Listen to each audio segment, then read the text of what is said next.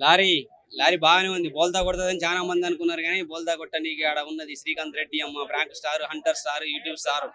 ఆ రచ్చ hunting star అని స్వయంగా పెట్టుకున్నాడు కదా, హంటింగ్ స్టార్ కి గుర్తొచ్చిన మళ్ళీ ఒకళ్ళు ఇత్తే తీసుకునేది ఏంది, ఎవరి వాళ్ళు పెట్టుకోవడం గొప్ప కదా. అన్ని గట్స్ ఉండాలి కదా. ఆ గట్స్ ఉన్నాయి కాబట్టి అన్ని స్టార్ అని తను నిరూపించుకున్నాడు. ఖచ్చితంగా ఈ రోజు 10 ఫైట్లతో 5 పాటలతో రచ్చ చేసాడు. ఇక నేను అనుకునేది ఏంటంటే ఇలా మెయిన్ విలన్ గా కరాటే కళ్యాణ్ అంటిని పెడితే దద్దరిల్లిపోయేది. ఇంకొక రేంజ్ లో ఉండేది. ఆంధ్ర, తెలంగాణ, రాయలసీమ అది అని మొత్తం ప్రపంచం అంతా దద్దరిల్లిపోయేది. కరాటే కళ్యాణ్ ఆంటీని మేము సినిమాలో మిస్ అయిన విలన్ గా కనపడుతుంది అనుకున్నాం. ఆమె మిస్ అయినా కానీ చెప్పి చిన్నగా ఆమె గురించి ఒక లైన్ వచ్చేస్తుంది. ఆ సౌండ్ వినపడడం మాత్రం రచ్చ చేసినాం. చాలా బాగా అనిపించింది. ఫ్యామిలీ అంశాలున్నాయి, యూత్ కి కావాల్సిన అంశాలతో సూపర్ గా ఉన్నాయి. ఒక పుష్ప రేంజ్ లో సన్నివేశాలు అనమాట. లారీ చేజింగ్ కానీ ఫైట్స్ కానీ చాలా బాగా అనిపించింది. ప్రతి ఒక్కరు సినిమా చూడాలనుకుంటున్నా.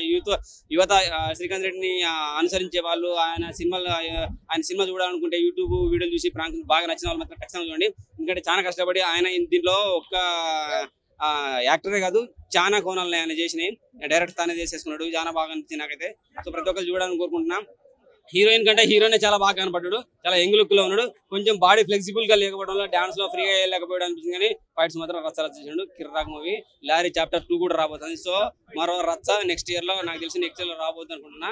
ఈ సంవత్సరం డిసెంబర్ లో విడుదల చేస్తే మంచిది. ఎందుకంటే అంత ఓపిక ఉండదు ఈ సినిమా చూసిన తర్వాత. ఒక యూట్యూబర్ ఇంత ఫాస్ట్ గా ఇంత తొందరగా తీసి రచ్చ చేసినట్టే కిర్రాకు. లారీ 1 ఖతర్నాక్ ఉంది. Thank you very much Srikanth. Salute.